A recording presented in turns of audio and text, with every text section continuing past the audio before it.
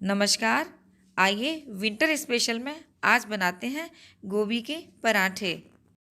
गोभी के पराठे खाने में बहुत स्वादिष्ट होते हैं और घर में छोटे बड़े सभी बहुत पसंद करते हैं। हम इन पराठों को दो तरीके से बनाएंगे। तो चलिए देखते हैं दोनों तरीके से गोभी के पराठे बनते कैसे हैं। इसके लिए 1 किलो गोभी साफ धो करके ले लीजिए। मसालों में 1-1 चम्मच नमक, मिर्च और धनिया ले लीजिए। 1-1 चम्मच जीरा, अजवाइन और चौथाई चम्मच हींग ले लीजिए। 1 चम्मच सौंठ यानी कि ड्राई जिंजर पाउडर ले लीजिए। बारीक कटी हुई 2 हरी मिर्च, 1 इंच अदरक का टुकड़ा और 2 टेबल स्पून हरा धनिया ले लीजिए। एक गोभी के 4 टुकड़े कर लीजिए और कद्दूकस पर कस लीजिए। देखिए इस तरह से। कसी हुई गोभी में नमक, मिर्च, धनिया डाल दीजिए। हींग, जीरा, अजवाइन डाल दीजिए।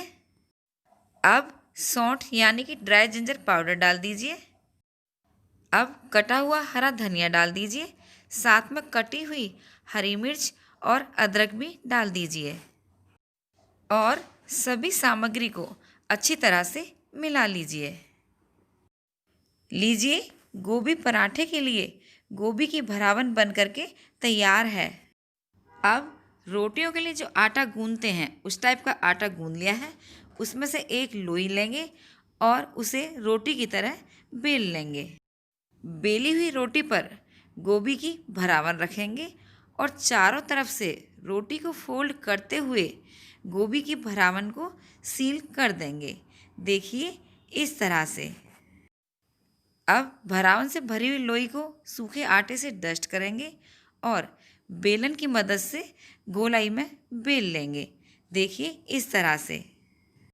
और गरम तवे पर डाल दीजिए। गैस की फ्लेम मीडियम रखिए। एक तरफ सिकने पर पराठे को पलट दीजिए और दूसरी तरफ सिकने दीजिए। दूसरी तरफ सिकने पर पराठे को पलट दीजिए और चमचे से तेल लगा दीजिए। देखिए इस तरह से। एक तरफ तेल लगाने के बाद पराठे को पलट दीजिए और उस पर भी तेल लगा दीजिए। दोनों तरफ तेल लगाने के बाद पराठे को अलट पलट करके गोल्डन क्रिस्प होने तक सेक लीजिए। देखिए पराठे को अलट पलट कर हमने गोल्डन और क्रिस्प सेक लिया है। अब इसे प्लेट में निकाल लीजिए।